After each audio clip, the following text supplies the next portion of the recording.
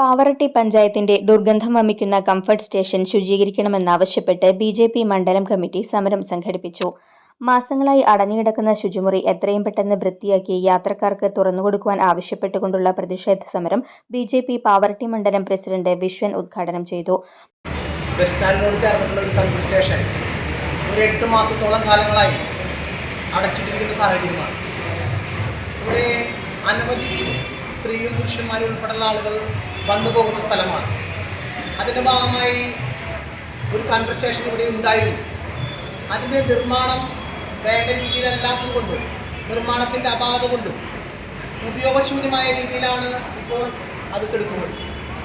അതുകൊണ്ട് തന്നെ അത് ഉപയോഗിക്കുന്ന സമയത്ത് അതിൻ്റെ ദുർഗന്ധം മൂലം ഇവിടെ ചുറ്റുഭാഗത്തുള്ള ഷോപ്പുകൾക്കോ ജനങ്ങൾക്കോ നിൽക്കാൻ പറ്റാത്ത സാഹചര്യമാണ്.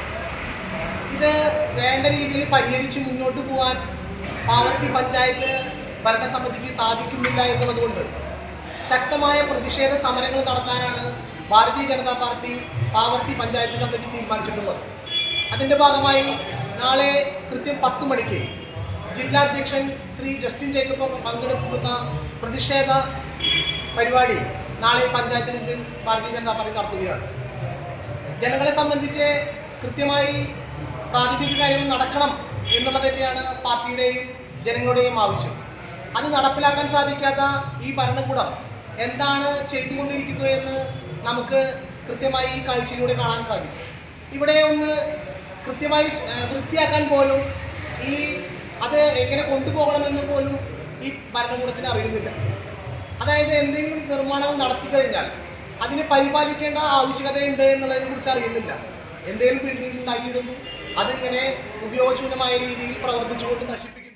പാവറട്ടി പഞ്ചായത്ത് അംഗം എം.ടി. മണികണ്ഠൻ, യുവമോർച്ച മുൻ ജില്ലാ പ്രസിഡന്റ് സബീഷ് മരുതയൂർ, മണ്ഡലം secretary V. Hariharan, Pavaratty panchayat president Abhilash, Santhosh Kolari എന്നിവർ സംസാരിച്ചു.